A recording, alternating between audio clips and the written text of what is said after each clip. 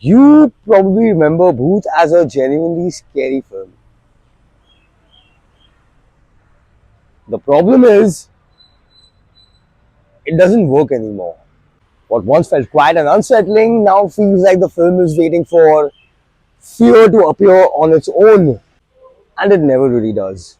The ghosts aren't scary anymore, and once that illusion breaks, the tension has nothing to build on, and once the tension is gone, the film has nowhere to go. What used to pass off as atmosphere now feels like empty runtime, with long stretches where the film isn't building anything, it's just delaying it. And when the moments finally arrive, they feel expected rather than earned.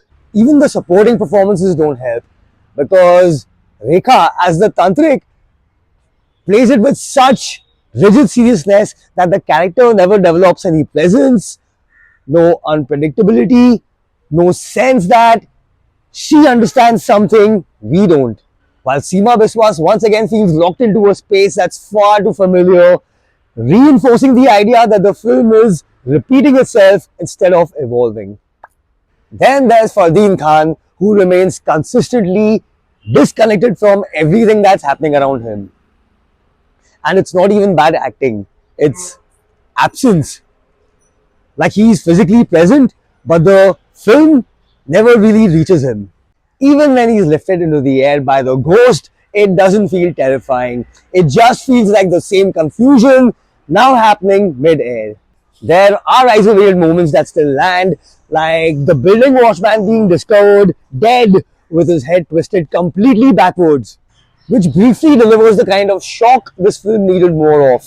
But those moments are rare and are surrounded by choices that now feel unintentionally funny, including the film trying to make something as ordinary as a beachside gola stall look cinematic, which ends up feeling less like atmosphere and more like overconfidence.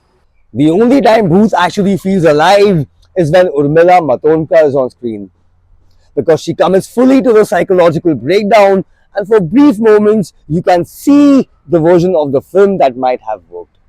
Alongside her, Nana Patekar as the police inspector seems to be acting, not because the film demands it, but because he simply cannot switch it off, bringing a natural intensity that the rest of the film struggles to generate. And then there's Ajay Devgn, who stays firmly within his comfort zone, delivering a performance that is controlled and watchable, but never pushes beyond that, which ends up matching the film's biggest problem.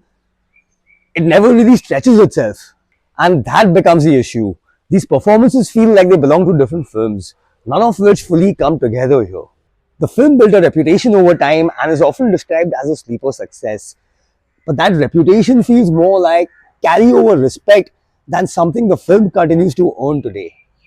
With only one real death, almost no genuine scares, and a climax that barely leaves an impression, Ram Gopal Varma's Bhoot doesn't feel like a horror film that aged badly.